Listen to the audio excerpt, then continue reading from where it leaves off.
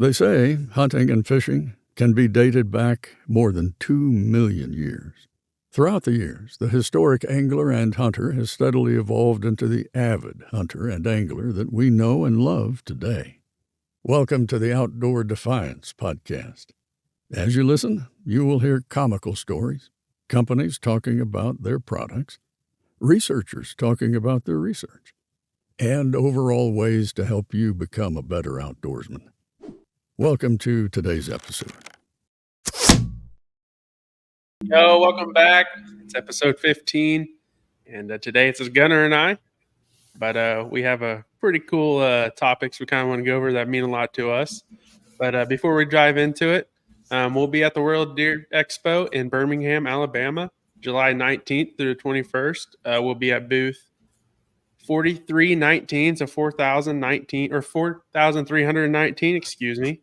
And if you probably will be hard to remember that or find where that is. But we are right by the 3D target range. So if you guys are there and you bring up episode 15 to us and you come by, we'll give you a free hat. So remind me of that when you come by. And so, but we're excited about that. A lot of stuff there. We've never been, and going there as having a booth for our first time is kind of cool. I mean, I should say not kind of cool. It is cool. I'm trying to be mellow over here on this side of the screen, but I'm pumped. So I know Gunner is too. There's a lot of big names there, so it'd be kind of cool to meet some of these people. Find a Chevy, go test drive it, if anything, you know. Yeah, or supposedly right by some tractors, so maybe maybe you'll get a good deal on a tractor while you're there. But I don't know if you're headed to the Deer Expo to buy a tractor, but I'll tell you one thing you can head there for is take a picture with the old Womack buck. So that's not something we're going to do. We're slowly getting this booth planned out. Probably need to speed up the process so we're not like, oh, hey, we leave tomorrow and we don't have a booth, but we'll be there. It'll be cool. Yeah. If we're on this little bitty white table, it'll be this what it is. Just TV trays. Yeah. Can I get some spare change? Yeah. That's fine. No, but it's exciting. Tacticam's going to be there. Several big names. I can't think of them top of my head, but several blind companies, bow companies. I mean, it's a World Deer Expo. If you can think of it, they're probably going to be there. So we'll be there. Come say hi, stroll around. If you make a special appearance just for us, like I said, and let us know that you watch episode 15, we'll give you a free hat. So definitely catch us there. So far this year, we're on, well, let me phrase that. I have not killed a turkey yet, but as a team, we have 10 down for the year. So Gunner and Abby got 9 and 10 done after the storm Saturday. Those poor birds look wet. I mean, were wet. Didn't even look wet. They were very wet. Mm-hmm. They looked like they got sucked up in the twister and spit back out. They worked perfect, though. They about flew right into our spread. Yeah. It's about as good as you could have drawn it up, really. We went out there. I roosted them. It was lucky we went out there because we roosted birds at our other lease at the Bear. I say roosted. They were in that area where I was like, okay, they're going to be there in the morning kind of thing. So I left them. It's like, I'll just run down to our new lease we picked up. Just see. Dad had hunted hard. And I pulled up there and there were 4 toms, dog in a hand. And I was like, okay, I'll see if I can't get them in a tree. I watched them fly right up in that tree and I was like, all right, game on, you know? So you said you did see him the night before. How close were you think when you set up? We were a little late because old Abby didn't want to wake up. She's over there, but we got there. I say we were a little late. We were on time, but for my comfort, but they were already talking when we got there. Yeah. And I still got to pull the, creep out there, stick the decoy in the ground, creep back type thing. And they were, up in the tree, they were, I don't know, they were probably 80 yards, 100 yards from us. So they were backing and bottleneck and I wanted to set up straight across from them in the dark. It's where they would just, if we would have, they would have flown into our spread. We just shot them right when they hit the ground. Right. Is what would happen because they landed right where I wanted to originally set up, but we were just a tad bit late. So they were talking, and that bottleneck kind of opens up into the field. We were just right around that edge, and they were across on the other tree line. So it could have been a more perfect hide either. We had like 2 trees next to each other, and just this little circle, and it was just perfect hide. I walked out there, I offset the decoys kind of behind us to where if they shortchanged the decoys, they were going to be in our pocket. That's kind of what they did. I called very little after they hit the ground. They gobbled a little bit, but I mean, I kind of just watched their body language. They didn't strut or nothing. They just kind of looked and started walking. I mean, once they started really walking, like within 10, I was like, okay, I'm not gonna, because the hen wasn't talking either.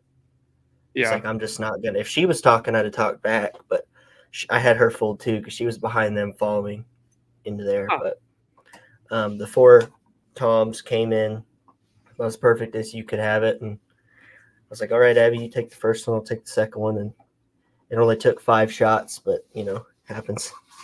Yeah. Did you say there was 4 there? 4 toms, yeah, and then a hen. How big was that? The T you guys got? Abby shot I believe it was 10 1/4. I shot a 9.5. Oh wow, 9 1/4 beard. They were both about inch spurs ish, right around there. Wow.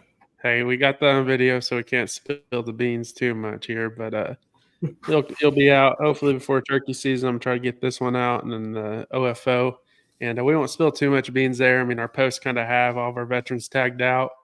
And then we got to take one of the landowners. I don't know if I really don't know what relation, but it was his relation.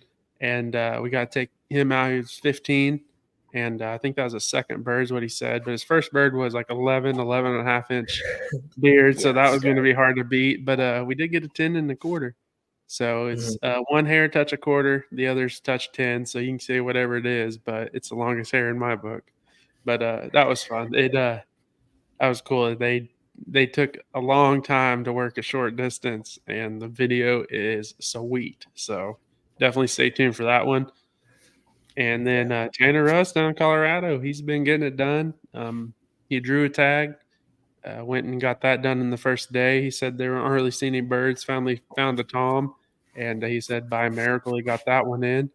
And then him and Dallas went down to where he's kind of been guiding, and went set up and got a double, and they literally flew down before shooting light, and they shot him like a minute or 2 minutes after shooting light, and the video is so dark, it's unreal. I was like, I don't think, I guess when we tripled up, the birds came down super early, but I haven't really heard of that in Colorado really, so that's pretty cool to see that happening. Now I'll see what I can do with that footage. I might have to cut that up a little bit since it's so pixelated and stuff, but it's cool. So we're in episode 15, of course, and the last 14 have been fun. 13, I guess. I was on one, but they've all been fun so far. But Gunnar, if you had to say so far, what's your favorite podcast? Favorite podcast that we've done? Yeah.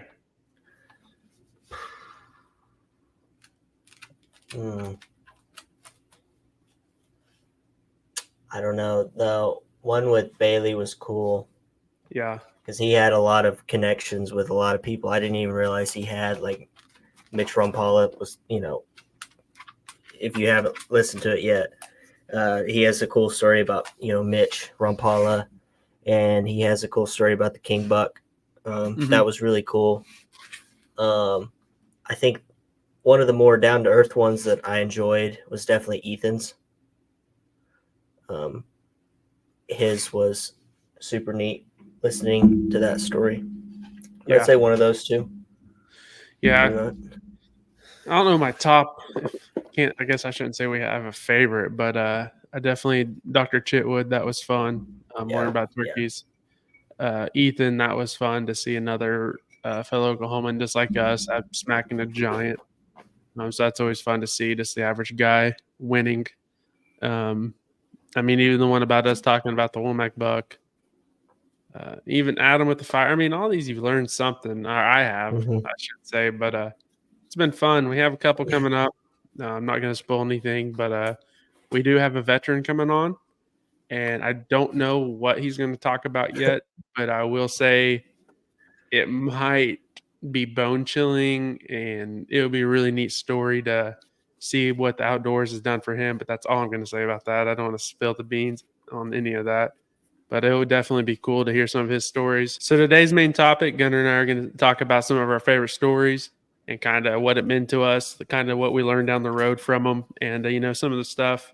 A couple stories of mine didn't really. I remembered what happened, but it wasn't until years later that they turned into what they mean to me now. But with that said, Gunnar kind of has a trip coming up, and that trip kind of has a background. So Gunnar, I'll let you start. Mhm. So I get to go to Colorado every year. I usually get to go now that I've started big game hunting, 2 or 3 times a year. But something that my family's always done is we've went over in the Salida, Buena Vista area, and we went up there in the Arkansas River Valley and fished. And then I started fly fishing. So now I go up there every summer for a week. We do other things, but that's a big reason why we keep going back is because me and Dad like to trout fish so much. But just my dad grew up going there. Cottonwood Lake, Arkansas River. He promised his dad he'd take his family there, to Cottonwood one day, and I promised that I'd take my family to Cottonwood one day, just at least one time in our lives, to keep it going. That we always went back to that specific area and just the history that it has with us. It's hard to leave it because it is such good fishing. I mean, Arkansas is so fun to fish, especially if you get in on them. Good time of year, flow rates right. But my favorite type of fishing is to do the high mountain streams and stuff. And in that area, there's grayling, so I always try to target a few grayling in there, which is super fun. I didn't get to catch any last year, but the year before I caught quite a few actually. I got some pictures of those. They have a big, sale on there. You guys can look them up. They're pretty good. They're pretty good eating too. But yeah, I love it. I'm gonna try to make a conscious effort to get some video stuff so you guys can see, what I'm doing up there and why I love it so much. Taylor and I one day will go together up there so I can show him the area, just because I talk about it so much. And we go with Tanner Russ too. I've got to go once. Taylor's gone a couple times. And there's great fishing there too. I just, I grew up fishing in Arkansas as well. And that's another area that I fell in love with. So, I just love it. So, yeah. So you guys did G-Paw start taking your dad back in the day, or Mhm. yeah? Yeah. I don't remember the exact story. Don't quote me on this. So they fished the backwaters or the headwaters of Cottonwood Lake, like above Cottonwood Lake. They've went all the way up there and fished. I haven't got to fish those yet. But they've gone up there and fished that. They fished Cottonwood, him and Blaine and, G-Paw. Have went up there and done that. They've done a lot of things. That's why he likes to try to get us to do a whole lot of things, because he grew up to do a lot of that stuff. Yeah. So he went there, and so we started just going there. And it's something we'll probably always try to do. Does G-Paw go on those still? He's went once. Yeah, I didn't remember. I was He trying does. to think of the pictures.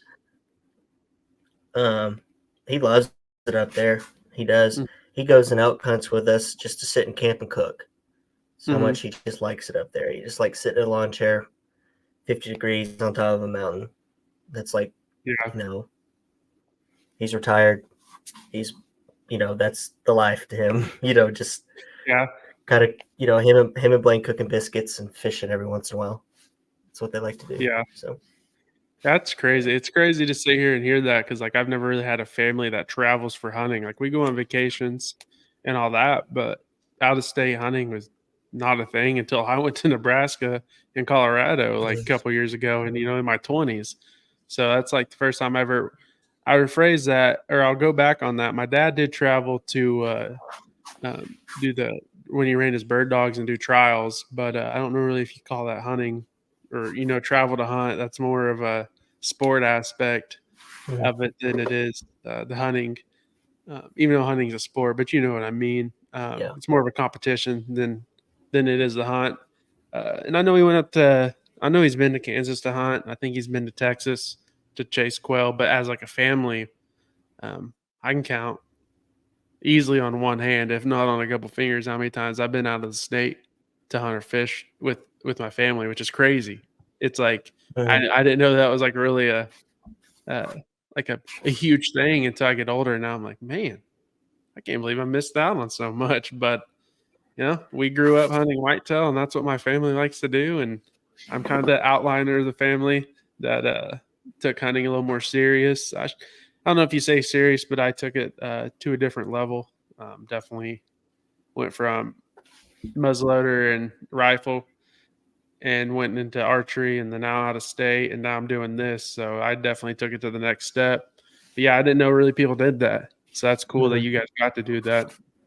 Yeah, and when we go, so the reason we really like to go out of state is it's not just to chase it's the challenge. Yeah. It's just something new than hunting the stuff we hunt, because we've hunted the same kind of core areas last couple years back at home.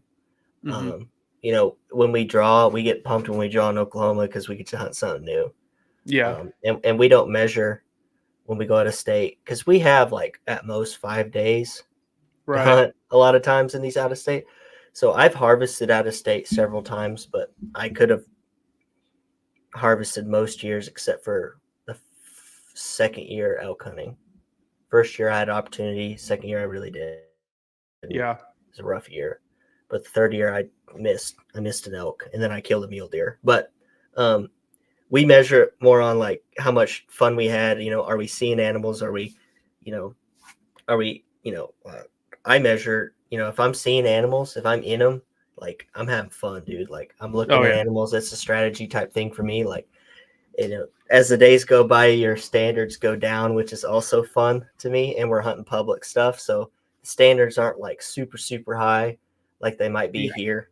That's also fun. So like I'm going into elk hunt, and everyone's like, "Oh, are you gonna try for that 300?" I'm like, "It's legal. It's probably gonna get shot." Yeah. Like, Yeah. so that's what's so fun to me is I'm just looking to, find a legal mature animal that I can harvest and do it in a different way in a different setting I've never seen. That's Right. what's fun to me. Yeah. That's cool. You said that. Or look at it like that. And that's kind of why I when I go out of state, I try to go with friends, or I try to plug in with people and groups, because I don't really have a family member that likes to travel that much and go out of state. So that's what I value my time out of state with the memories made. I don't really go by Mhm. myself. Like if it's a bordering state, maybe I'll go. But like every time I put in, I'm either with you. This last minute, I jumped in with Christian, and I Mhm. mean, that's kind of what I want. I feel like I lost out on a lot of that stuff, and I'm Mhm. trying to make up for it. And that's what I'm a firm believer that family isn't all blood. So, and that's kind of Mhm. where I'm trying to grow the hunting side, is trying to build a group of friends that are more like family, and be able to go out and do these experiences with them. Because you can't. There's Oklahoma is a blast hunt. Like Oklahoma has my heart, but you're right when you said when you go out of the state, your goals are different. I mean, we went to Nebraska. You guys were up in an area. Me and Kyle were just nomads going everywhere, and that's I loved it. Even though I didn't get to see you guys but a couple times, I still enjoyed knowing you guys were there and that we're both trying to target. And then when I finally harvested that buck on like day 7 or 8, and he won't even he might break 80 inches. And notice I didn't say like 180, I said 80. But when I shot him, that was like the biggest thrill. Mhm. Like I hollered like a little kid, like so loud that Kyle saw me be quiet because he was gonna try to shoot this other small buck. But It kind of ran off when I hollered, so kind of blew that one. But that's kind of what my whole idea is. And after the Nebraska trip, like the first 6 days, I was like, man, if this is out-state hunting, this ain't for me. And which I wasn't ever down on the trip. We always had a blast, but I was just like, man, we got to work so hard and get so little return. Like we weren't even seeing deer. That's what sucked, you know. We were seeing, well, you'd see some does, but they'd be 400 yards off running from you because rifle season just ended, and there was probably 1,000 people trying to shoot at them. But Yeah. once that whole trip ended, that's when I was like, all right, I gotta get on more out of state hunts because that was unreal fun. So We got lucky. Gage and Newell overslept. We first day we got there, we pulled in, and I saw 6 does. I was like, okay, we're bailing out here. Because it was the back end, it was December, but it wouldn't have been surprising to me if a buck came in thinking, oh, did all these does get bred type thing. You know, like a post-rut late type thing, just checking something. So I was like, we got to go. Like, we're hopping over and we're going to go see if we can't find these does. We did. We ended up seeing does that first day we pulled in. Second day, we got our butt absolutely kicked. Did not see an animal. Gage and Newell slept in that next morning. I'm like, I got to go. I didn't buy a tag, drive all this way, set up camp, shovel snow out of the way, set up my heater to sleep in. Go sideways on the highway. Yeah, like I didn't almost die coming up here to sleep in, not go. So I went by myself.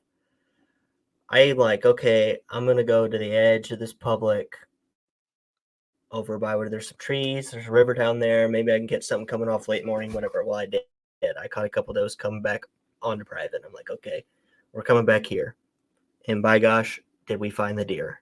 So we were seeing deer every night from then. As long as we hugged that corner of the public, we would just kind of hug it. And if we didn't have deer that first spot, we just work our way until we found them coming on the public off the private. And Gage could have shot several, smaller bucks that he passed, like spike, but they were spikes. Yeah.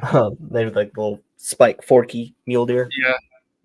And then, we saw a stud the second to last day. And we saw a stud the last day.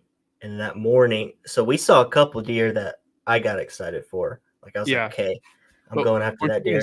Racing one for a while. Like you consistently saw one a couple times. Yeah. We had one right on the fence line of public and private. We had 2 bucks and a doe bedded down. And one was the buck. We were like, okay, we're going to try to kill him.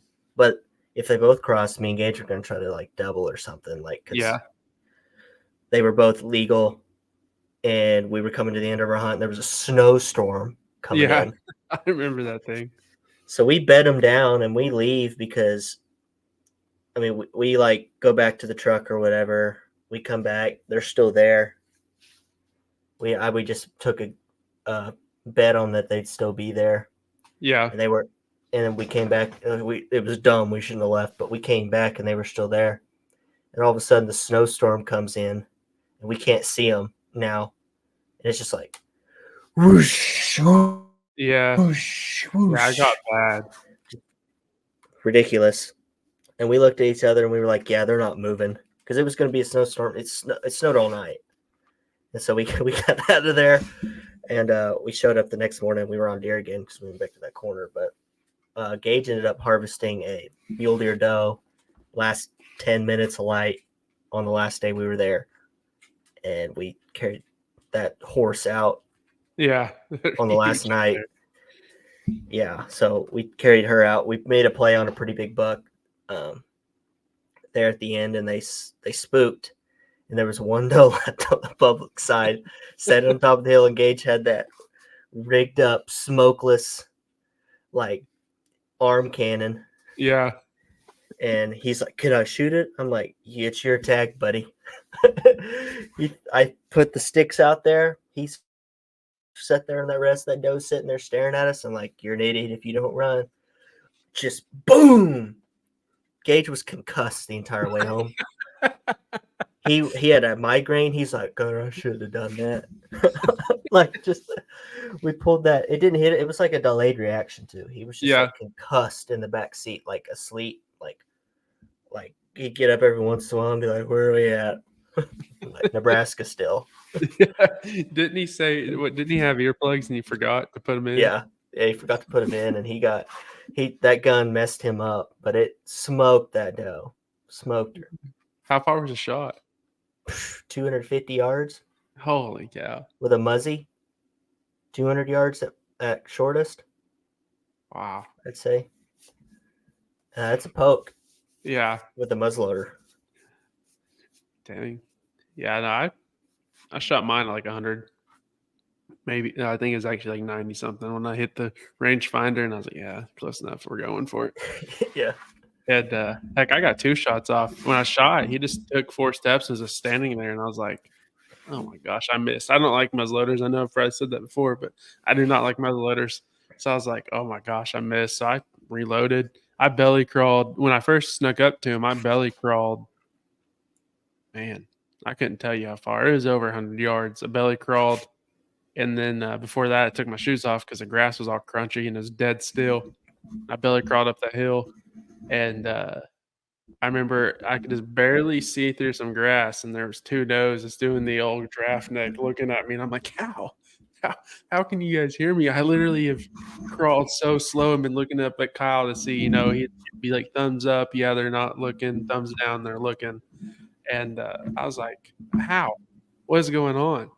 And I finally get up there, and they're like, so I'm like, okay. So I put my barrel between that 2 Vs, put it on him, and now he starts looking. I shot, and he just barely moved, took 4, trotted 4 steps, and just was standing there. So I was like, oh no, I missed. Pull a reload on my pocket, get it all reloaded, click it back on there, pull it back up, and right as I pull the hammer back, Kyle's telling me, Kyle's up on this hill hollering, don't shoot again, because he knew I hit him and I didn't.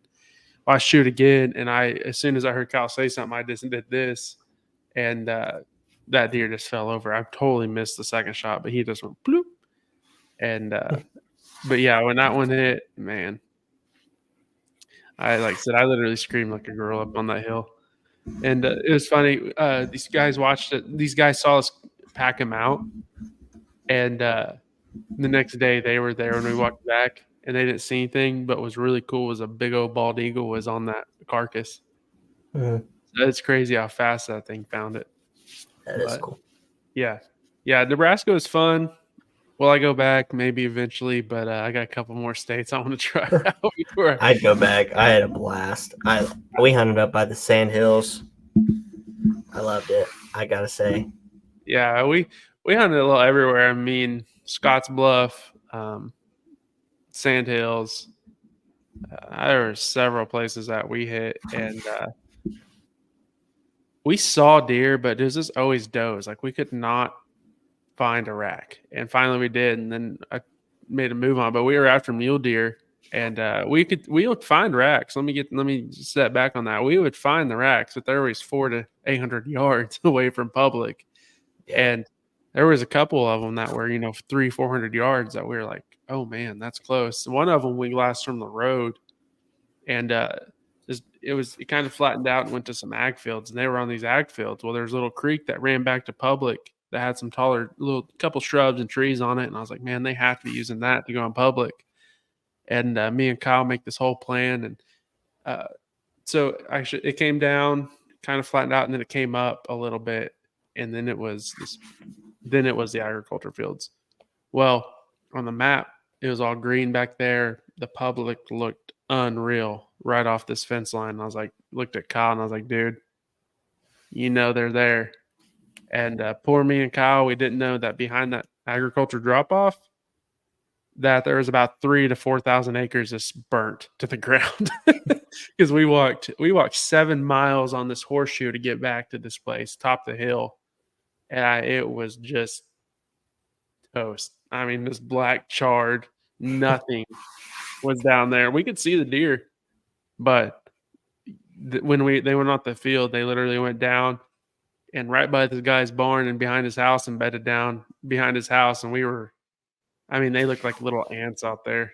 Like, I mean, that's how far we were. But the fence line, it would have worked if they would cross that fence. We could have got one, but that's the closest we came to a solid. He was probably 140s, 150s mule deer. So We saw a mega giant way off. We pulled out Gage's spotting scope. And like, when you get bored on that public piece and you can see like we could, you just start looking, you just start looking for something to, get excited about. So I'm just kind of off with my binoculars that aren't super high powered. They're more like whitetail country type, but we had spotting scopes with us. I'm just kind of looking. I'm like, man, that looks like, an animal walking up that hill or whatever. I'm like, that's not his rack. And I'm like, Gage, do you see that little, like look over there, over by the whatever. I don't know how to explain the tree. You know how we do things. yeah, Like, oh, between the tree right there that looks like a whatever to the left. Do you see that? And he's like, yeah. I'm like, is that a deer? He said, yeah. And I was like, is that his? I was like, is that what I'm looking at? Like, are those his antlers? He's like, yeah, that's a mega giant. And we're looking at this deer just walking up this hill, and I look in that spotting scope, and I'm like, my Lord. Like, was the deer on public or no, he no? was way off on the side of a dune. We could see a mile away. And we were looking at this dude just like in awe. Yeah. we're like, holy cow, like bona fide 200-inch mega giant easily. He's just like, you could see a mile away him doing this crap. Like, that's how big he was. Like, he was outside of his ears like this. Just don't he'd just be walking and he's bouncing. No worries like in the world. Like, no. It's just monster. Let's take a break from this podcast and talk about some awesome products. Hey folks, let me tell you about GritKnives. They're not just your average knife company. They're all about high quality, affordable, and unique products that'll make your outdoor adventures legendary. From limited edition pocket knives to rugged fixed blades and precision scalpels, they've got it all. Plus, their logo wear will have you repping the brand wherever you go. So whether you're out in the field or tackling everyday tasks, trust GritKnives to be your go-to for top-notch gear that won't break the bank. Are you looking for some of the best sounding turkey calls on the market? Then look no farther than JAG Calls. Since 2022, Team OD has been using their calls and have had great success doing so. Two of my personal favorite calls are the Mother Clucker and the America. And I mean, if it has a name like that, it must be good. Check out JAG Calls, that's JAG Calls, out at jagcalls.com. Hey, and while you're at checkout, use OD 2024 for a discount. Once again, OD 2024 for your discount. Now let's get back to today's episode. So right after that snowstorm, you guys drove in. We pulled into where you guys were, and we were like a mile from the entrance. And I sent you those videos of just an absolute. I mean, he is once again probably 150s, 160s maybe, but easily 150s mule deer, just 40 yards off the highway with 4 or 5 does just chilling there. And we stopped for a little bit, and we're going to try to find the landowner until we realized that. So there was an old, I don't know if it's an old, it kind of looked like an old train track the way it's set up, and he was feeding along that. Well, there was a lady in California that owned like a half mile of it, but it was only like 60 yards wide and like super long though. And they were just walking straight down it. And when we were like, man, if they'll cross, maybe we can find that landowner. And about that time, we look up and there's people pulling in the pasture, getting out with orange on the other side. And I was like, well, Kyle, we better just get out of here. So, but yeah, he was cool to watch. He was so pretty. He was posing for us. I have pictures of him somewhere on my camera. But man, he was pretty. Yeah, no, Nebraska was fun. Like I said, I mean, I had a blast, even though we worked our tails off and shot one of the smallest deer I've ever shot, but one of the most rewarding deer I ever shot too at the same time. Yeah, it's almost worth it to me sometimes. Like, oh yeah, you listen to Renella's brother, and he's like, I want to feel like I worked for something a little bit. And yeah, don't get me wrong, if I roll into something and I kill a nice deer, it doesn't take me very much effort, I'm going to be happy. yeah. But it means just a tad bit more if you are working and you're like, golly, like getting your butt kicked continuously, things not going right, whatever, can't find something. Then all of a sudden it just all the stars align and you get it done. Yeah. You're like, it just, to me, it seems like it just means just a tad bit more to me Yeah. when that happens. But Yeah, that was funny. Like, you're going back when we saw the deer, we literally were just walking along this river bottom, and there was the Inlet River, and then of course your 150 yards of timber that usually the rivers have, and I always came up on this huge hill that overlooked this bottom, and I was like, man, let's just sit here and eat some late lunch. I think it was like three-ish, somewhere around there. I have to look at my phone and look at the times, but it's almost like we were at the point that we didn't really care about seeing deer, but we're delusional. So we were like, thought we were seeing stuff half the time, and then we were just sitting there laughing on the side of the hill. Both just start eating, and I was just like, Kyle's that a deer? They were only like 150, 200 yards. And he's like, where? And I was like right in front of us, about to jump this fence. And he's like, oh, that's a doe. That's a doe. And we're like, oh, okay. And there's a whitetail. And of course, we were like, oh, it's a whitetail. We know how this goes. Doe comes out. Her and two others come out. Then it was like three more does. They come out and they get like 50 yards back there and they pull the old behind them. And we're like, oh, it's a buck. It's a buck, and you can see the legs walking under the cedar trees. Here it comes. I mean, he was a little four-corned, and he came out, and Kyle looked at me, and I was like, Kyle, he's dying. I was like, I don't care anymore. That one's going. And then he came out, and they were just milling around, and he kind of went to go sniff the doe, put his head up, looked back, and here comes some more legs, and we're like, shaking like it was our first hunt ever. And then that buck came out, and this little 8-point, and he just jumped that fence, and Kyle was like, looked at me again. I was like, all right, I'm going after him. And that was a cool thing, is watch him. I've said before, but watch him go over the hill and then look at Onyx and try to pick out what grass hill they just went over, because they all look the same yeah. with Onyx. That was a challenge. It's a battle continuously with your GIS stuff and your Yeah. mapping stuff, because especially in that like you get in open country, but you get into anything with any topography, it just, you constantly fool you. Yeah. Like all the time.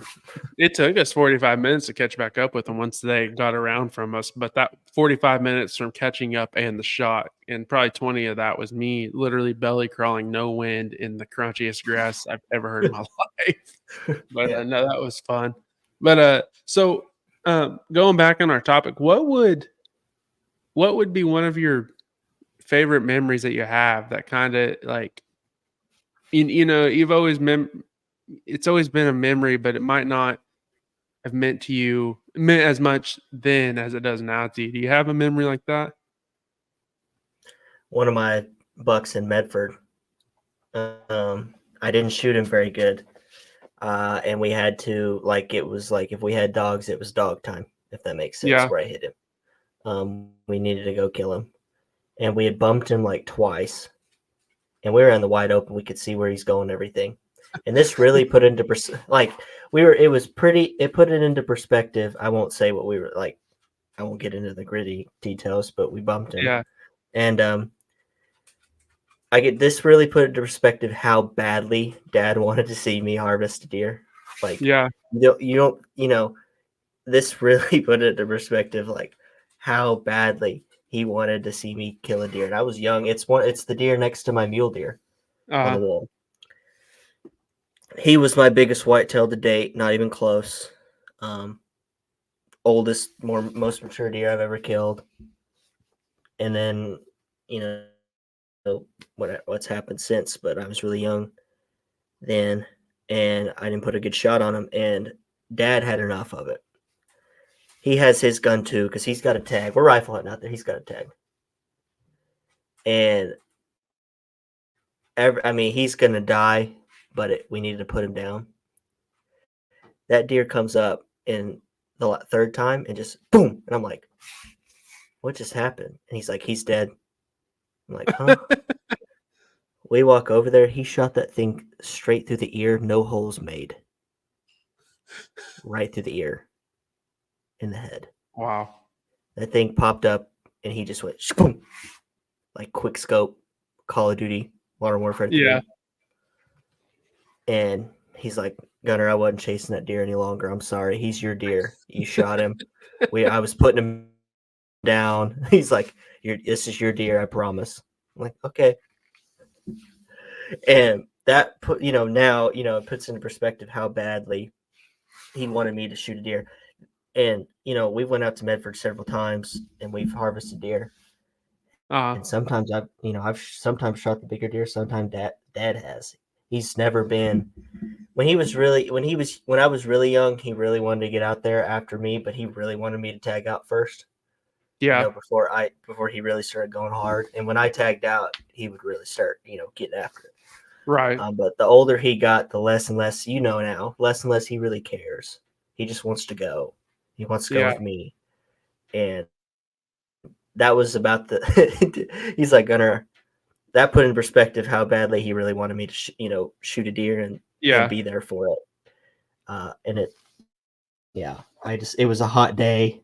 Like, he's like, Gunner, I'm sorry. I wouldn't try that deer anymore. Yeah. He said, it's your deer. It's your deer. But that's one of my more funny, stories. But. Yeah. Yeah, no, I was thinking back, like all the different things. A lot of times, growing up, I did a lot of fishing with my grandpa, really. And, I think about we had access. He was superintendent and principal in different schools and, or two different schools in the area, this bunch of farmers. So, they all loved him.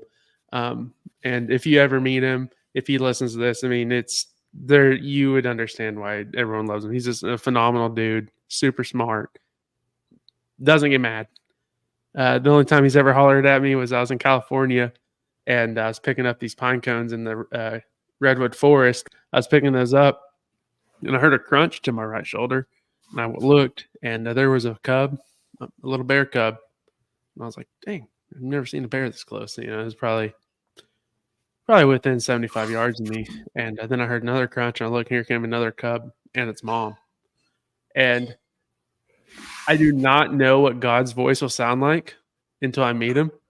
But the way my grandpa talked to me that day, he's a big man with a big voice, like very deep voice. And it's just like the clouds moved and it was like, Taylor, get back over here. Like the deepest voice I've ever heard. I didn't know if I was more scared of hearing that voice I've never heard or the bear that was staring at me. But I just went, I just kind of slowly got back. But that was that.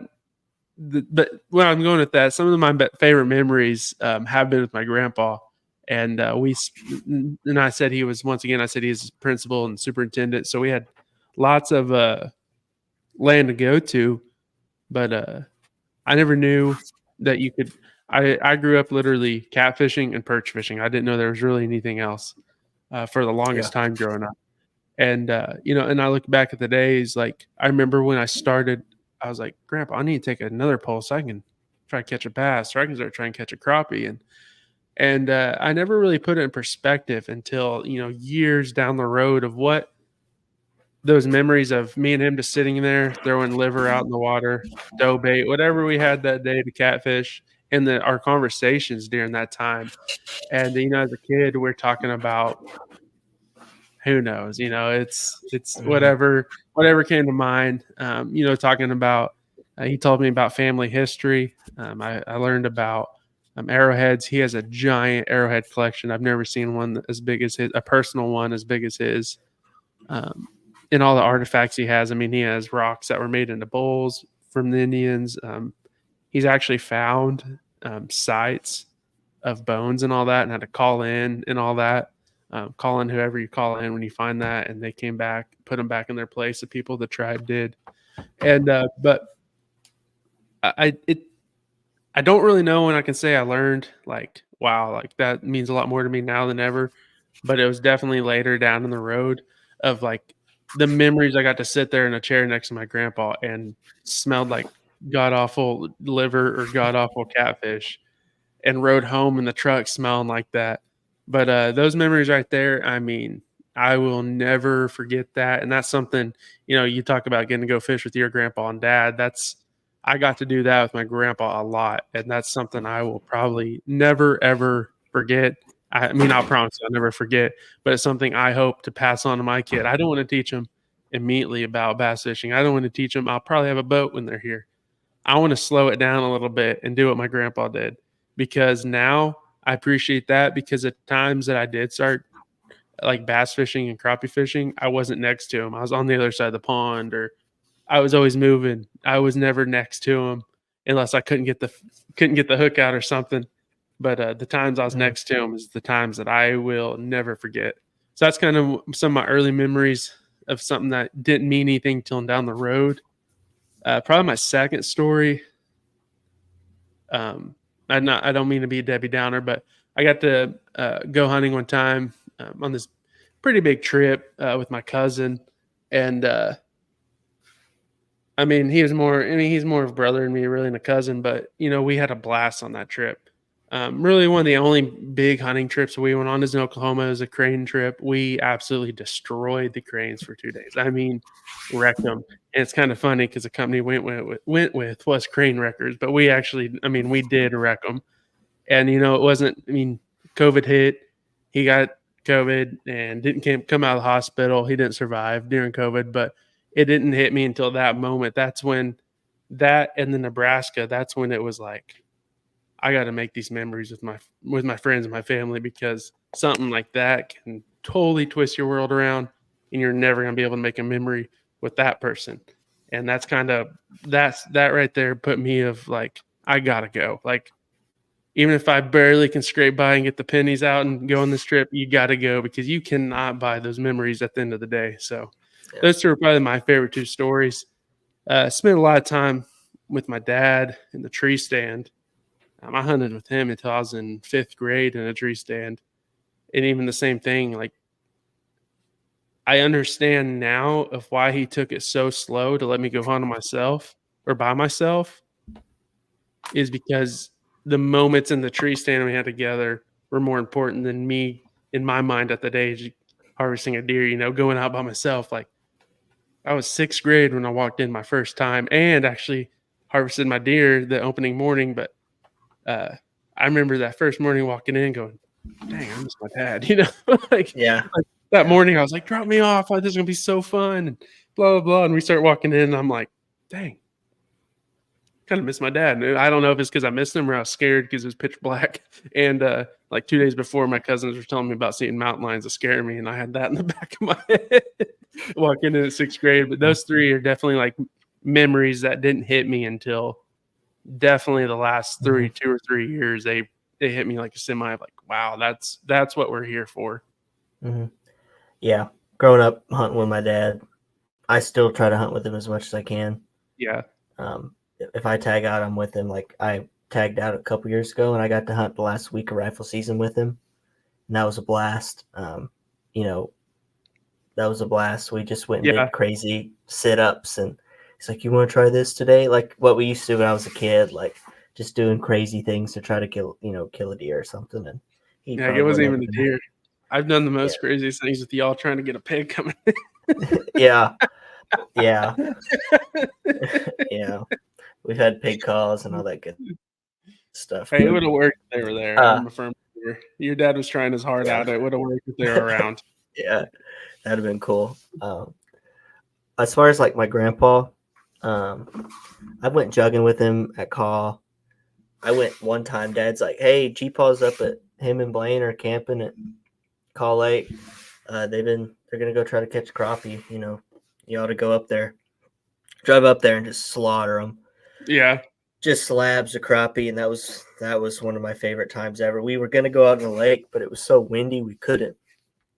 The bass boat we have. Yeah, was not gonna happen that day.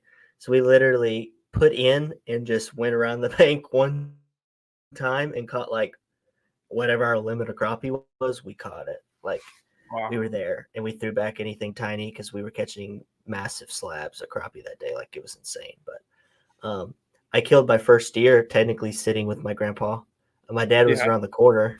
That that was fun. But one of the more recent things I got to do with my grandpa, and it was just my grandpa, was he took me on my first elk hunt. Him and Blaine. My dad Uh-huh. didn't get to go. He was tied up at work or whatever, and he's like, "Tell G-Paul you want to go. He'll probably help you." Because I had never went. I didn't know the setup. I didn't know even how to go about doing it at camp, all that food, all that good stuff. So G-Paul's like, "Yeah, I'll go. Let me see if Blaine wants to go." Blaine went. Isaac went, and we were like, "Okay, we'll go." And so I got to go. There's a picture of me sitting next to G-Paul. I have Yeah. it printed out on my wall. Very first time I got to elk hunting, it was just with my grandpa took me. We got to go. I hunted by myself, but he always had food ready. Yeah. He's checking in on me with the radio. We had the radios going. You seen any elk? Yeah. Just every once in a while checking in on me. Understand that's probably illegal. Whatever. We weren't using it for that reason. It was a safety thing. With him, us being the first time on the mountain ever by ourselves. So that was fun. But yeah, either the fishing, the jugging and stuff. My first year, my dad got sick, and I wanted to go, and G-Paw took me, and I killed my first deer with my dad. It was a doe. I killed my first buck with my grandpa, and my dad was around the corner listening and watching. Because Dad got sick and he wasn't going to go, and G-Paw took me. And my dad just knew I was going to kill one that night when he wasn't there. I was 7. We get there. I had passed a nice buck earlier. I just couldn't see it. I don't think I could really see it very well. I got nervous or whatever. And then this buck comes out later in the season. It's a little 7-point. I have his rack somewhere. I'll always have that deer. And I shoot him and he drops like I dropped him. And my dad just comes screaming around the corner yelling, "Yeah!" Yeah. Because he was there. Because he was sick. He wasn't going to go. He really wasn't. And he just could not bear the fact that I was probably going to shoot my first deer that night. Yeah. And he wasn't going to be there.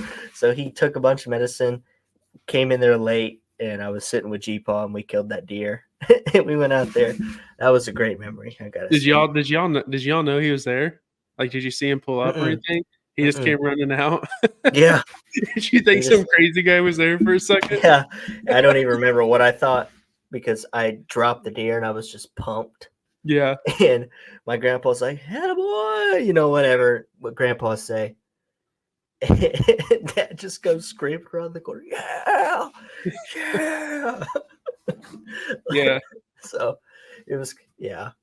Some of my favorite times are with Steve, G-Paw, and Blaine in the truck, going places and then just talking and telling stories and just sitting back and listening. Because I mean, it's hilarious hearing about their times and like stuff they went through. Like we're going to the Blue River and just hearing stories, and those 3 hours down there. I mean, man, like I was like, can this trip go any longer? Because they're getting in some detailed stories now that were hilarious. That's definitely. G-Paw and Steve, I've traveled not as much as I wanted to, but I've traveled quite a bit of times with y'all, just places, and man, it's never a letdown with them two in the truck and Blaine. No, they never do anything normal. Like something always happens. Yeah, Dad's been fishing by himself with a lantern, and a bear walked up and he threw his fish at the bear and took off running, like something like that, or like G-Paw's shooting at an elk and it's hadn't dropped yet, and my dad's yelling at G-Paw through the radio, why aren't you shooting? He's right there. And G-Paw gets on the radio and says, "I ran out of bullets." And as the elk's standing there, and Blaine's like, well, Jack, I could have given you more. Like, just they're all watching to see if G-Paw kills this elk. And he hit the elk. You know how elk are. Sometimes they just don't fall over. Yeah.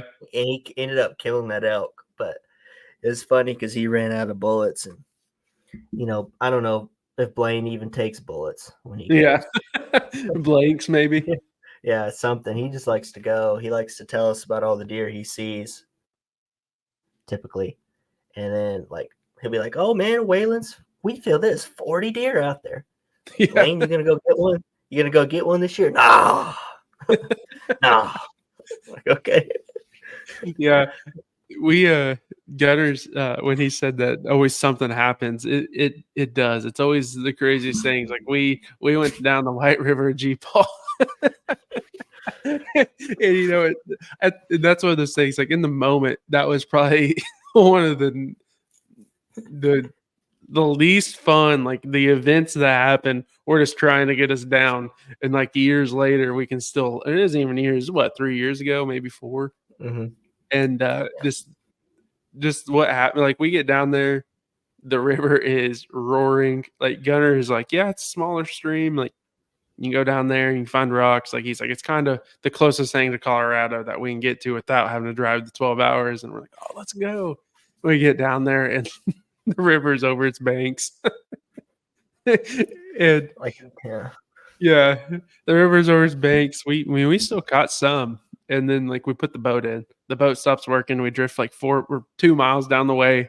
And it's like we're halfway between the camp and where we put off. And our mind was, well, if we can't get it here, we're going to drift the other 2 miles and hopefully get close enough to where we can throw a rope and someone stop us at camp. Because if we don't do that, then we're pretty much gone. yeah. But luckily we started. And then we get back to camp from the boat failing, which we got it going and fished the rest of the day out of it. And then we get back to camp. Big storm's about to come in. We're trying to decide what to do. We're like, oh, let's just leave. Like it's not going to be fun tomorrow.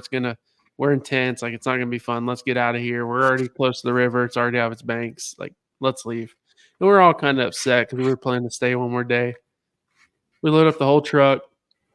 Get to the truck, try to roll up the windows. Out of 2 windows that were down, one go up, the other one will not go up. And G-Paul spent probably 2 hours trying to find the part. Went to O'Reilly's, and of course they're like, "Is it 4-wheel drive?" And we're like, "It's a window. Like it doesn't matter if the truck is 4-wheel drive. It's something in the window."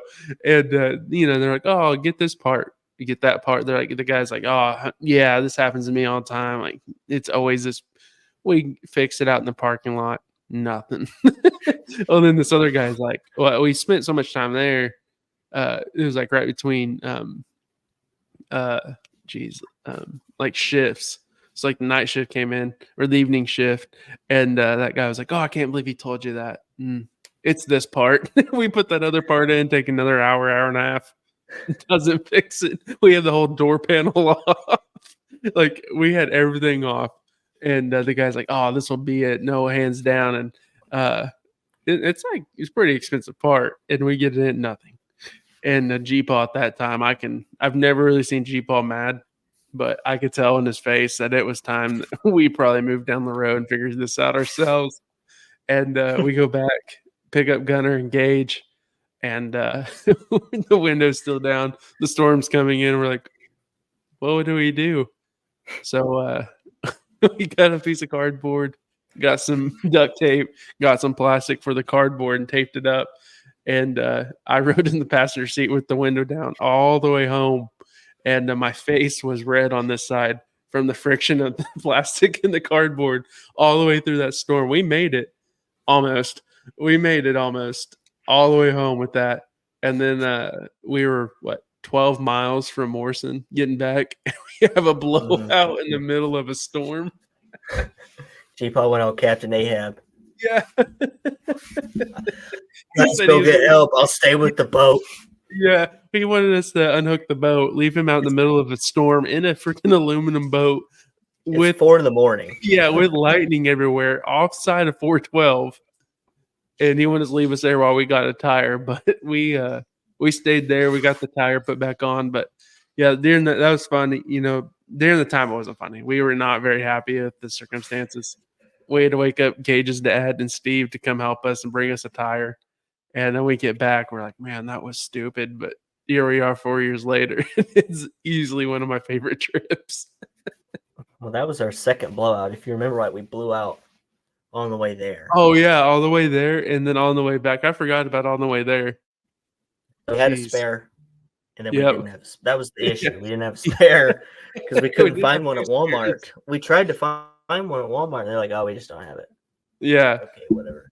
Like, oh, we can order it in. It'll be in like next week. Yeah. We don't got a week, buddy.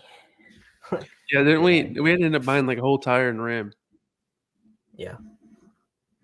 And then Dad pulled one off like the pontoon. Yeah. You remember right? Yeah, we had like 6 different tires trying to figure out which one to fit in the pouring rain on the side of 412. We were like this far off the white line because we couldn't get it. Grant had like, we didn't even know we blew out until the tread flew up in front of us. And I was like, what's that? And Taylor's like, what the heck was that? And G-Paul's like, it's tire. And we're like, are you kidding me? And we pull over. Grant's got his flashers out there on the road. He's like tossing them out like Pokeballs with the flashers. And yeah, we're just like, G-Paul's like, unhook, go get help, go get a tire. I'll stay with the boat. And he's like, I was like, G-Paul, I'm not doing that. And he's like, I got my frog togs. Yeah. Like, no. It's like pouring rain. And Taylor and I aren't, it wasn't just raining. Yeah. It was like could barely see in the car raining. Yeah. Like as hard as it could possibly rain, it was raining. Hey, our window held up. It didn't let water in. Surprisingly, it held up. Yeah, I don't know how, but we engineered that thing to not leak, and it did that. But my whole face, I remember just being red from the friction off that plastic and the cardboard. It was just burning red. Yeah. We drove, what was it, like 6.5 hours or 5 hours like that? 5-ish, yeah. Jeez. We need to go to Bull Shoals. That place is fun. Like get a houseboat. We need to go get some redemption in Arkansas because last time we were there, it didn't turn out in our favor. No, that's what's crazy. When me and Dad went, I caught that 16-pound brown trout out of that thing. Like we'd go and we just massacre trout. Yeah, massacre. But it wasn't out of the banks when you guys went. That's true. I mean, we were trying to. Yeah. There's actually this time of year, I guess there's a big shad kill, and people are posting all over the pages I follow from up there just with giants, just from going to catch shad at the lake and then going down there and drifting shad, or drafting or doing if they're fly fishing, they're doing why can I not think of it? What's the oh my gosh. I'm not good with the fly names. I just kind of the know ones what I like. The streamers. Yep, there it is. Yeah. Okay. Yeah. That's what you're talking about. Yeah. Yeah. No, I went blank for a second, but the streamers, people are posting about them, and I'm like, man, I need to get up there. That'd be so much fun. But yeah, no. Definitely, it's crazy to think like in the heat of the moment or during times like how mad and frustrating these trips are on certain occasions, or sitting there as a kid and kind of being like, I need to go do this. I need to do that. Like, I need to get away. I don't want to be sitting here. But like 5, 10, 15 years down the road, it's like, man, that meant a lot more in the moment than I ever imagined. You know what I mean? Mm-hmm. It's crazy. You have that video of, I want to say G-Paul and Blaine talking around the campfire. And I was just going through our videos the other day, and I remember you saying, hey, don't delete that. Like, please leave that. And I was like, oh, and I think it's cool too, but I totally forgot about it until like last week or maybe 2 weeks ago. I was going through deleting some of the old B-roll and stuff I had, and going through and combining stuff, trying to make notes. So getting ready for this year and the turkey season. And I came across that, and I was just like, man, in like 10, 15, 20 years, like, you know what that's going to mean, just having that? I know. Yeah. That's going to be so cool. Mm-hmm. Yeah, no, definitely, if you're younger or, if you travel with family and you get to get out in the outdoors, don't look at it as bad, because either it's going to go bad, but down the road, you're going to be like, all right, I learned this from that. I'll tell you one thing, going back on Arkansas, tempers were there to flare. Like, everything was in our book to just everyone not want to be around each other. And we all hung in, and G-Paul really keyed in on that to keep everyone calm. He's, I'll be all right. I'll be all right. And that, looking back on that, I'm like, we were all right. Why were we gonna get so worked up to get so mad? But it's just crazy, now we can use that like in other situations. It's even we had a trip and going to Colorado that we weren't even out of Oklahoma, and I thought I was gonna have to break up you and Tanner just from your little deal. And even after that, like even with the G-Paw, I was like, yeah, it wasn't worth it. I mean, we went down there. We all had things to get mad at on that trip. I had a brand new truck, get a rock sent right through my windshield, cracked the front of it, still cracked to this day. But it's like when that happened, everyone got quiet. I remember we were just listening to music, talking, heading out to fish. It got quiet, and I was like, I got mad. Like I was like, man, I got to pay for that now. That's aggravating. But then in that moment, I realized like it's not worth it. Like that rock isn't going to get between all of us to go out and have fun. So it definitely, if you guys are like, say if you're out and stuff's going wrong, like just take it like a grain of salt and don't give in, because every situation I've been in where it goes bad in the moment, it all flips around. It might be a few years later, but it does flip around and you get a whole different view of that situation. So yeah, if you get a chance to, say you grew up hunting with your dad, whatever. I've learned this growing up doing it. We could have went to Kansas this weekend. And my dad's like, hey, I kind of want to hunt around here and try to get a bird here or whatever. I could have said, okay, I'll go by myself. I'll just go up to Kansas by myself then.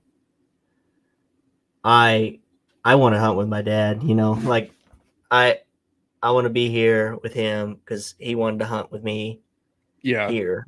And, if you get a chance, don't take it for granted.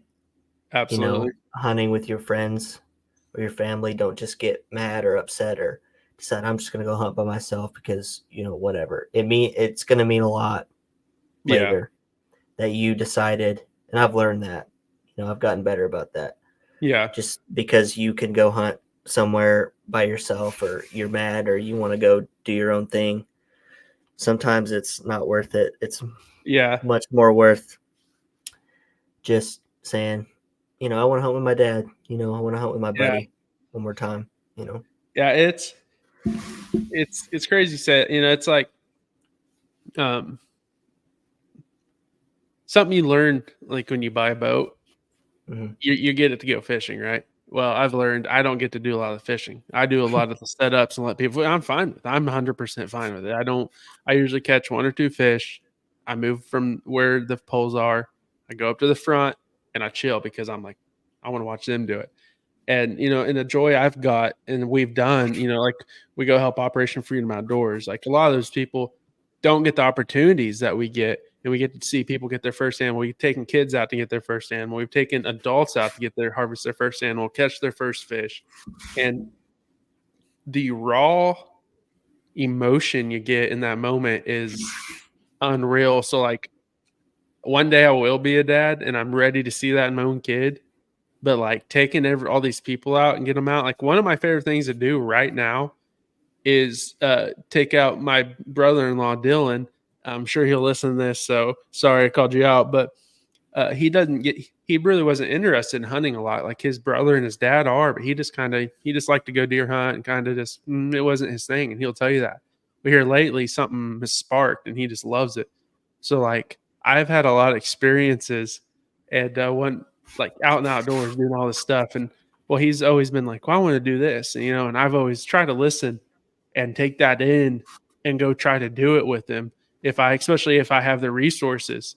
And because I've been very grateful with some of these resources. Well, this last year, for instance, he's like, man, I'm really getting into predator hunting, and I love to predator hunt. Like I've said that multiple times, but there's something about that I love to do right after deer season. Like that's all I can think about. And he's like, I've been watching all these shows and blah, blah, blah. He's like, I want to go predator hunting. And we go predator hunt. We kill a coyote. And he's like, man, that was a blast. Like so pumped. Then he's like, I don't think I've ever seen a bobcat in person. And I'm like, I'm like, what? Like I've trapped, like Never thought of that being a scenario with anyone I know, and he's like, "Yeah, I don't think I've ever seen a bobcat." Besides, he's like, I've seen on the side of the road driving or at the zoo." He said, "I've never really seen one." And so I had 80 acres that I can hunt, and then I can hunt the surrounding place. So 80 acres, basically like the heart of this place, and then there's like a couple blind miles. So everywhere, the 80 acres sits in the middle, and then all the other places around. Well, I can hunt everything around it. Well, I've trapped that 80 Mhm. acres in the past and hunted it, and I know there's bobcats everywhere out there. Well, this year I didn't get to trap, and I was like, all right, I'm taking him out there. I'm going to set up, be quiet, do longer sets, maybe get a bobcat. And, and I've told that story, I think, on another podcast of when it came in, I can hear the birds. And actually, Dylan's dad was my preacher growing up, and he loved to hunt. So I've had a lot, and he loved to predator hunt. So I've taken a lot of his information in, which is neat because I've taken it in.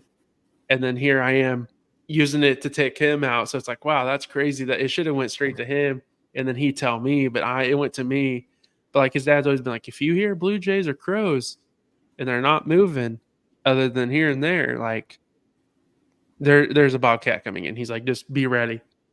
Well, I've been out multiple times and been there. Usually the crows will come hit your call or come around your call, land in trees. The blue jays will do the same thing. And we're sitting there, and it's like the sixth that getting hot, getting lunch. It's about lunchtime. Sun's is beaming on us.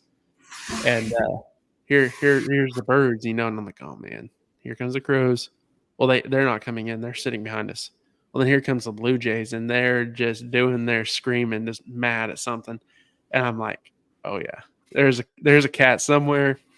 I don't know if he's coming in. He might be sitting 400 yards out and can see us because that's how they are. But the next thing I know, like a quarter mile high, literally. So I was looking to the right, so like this.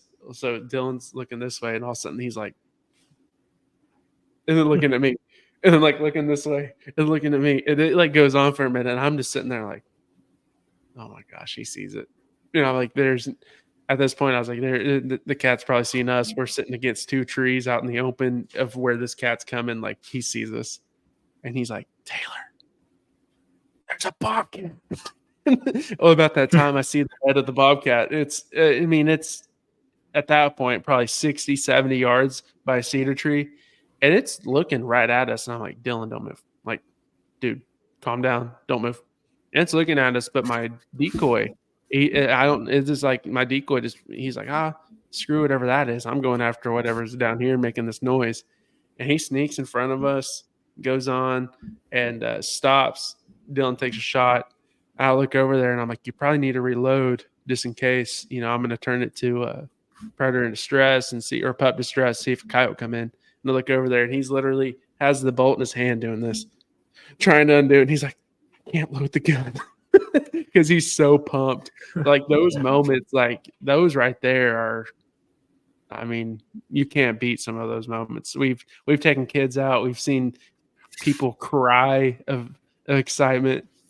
We've seen people that during the times, before going in it, and I'm not going to say where, but you'll understand where, going in hunts, we're like, man, I don't want to be stuck out this guy out in the field all day, and it's like, and then everything goes right, and you're like, man, that was so selfish of me. Like, me and this guy are homies now. Like, we're best friends because it all worked out, and we got to live in that moment together.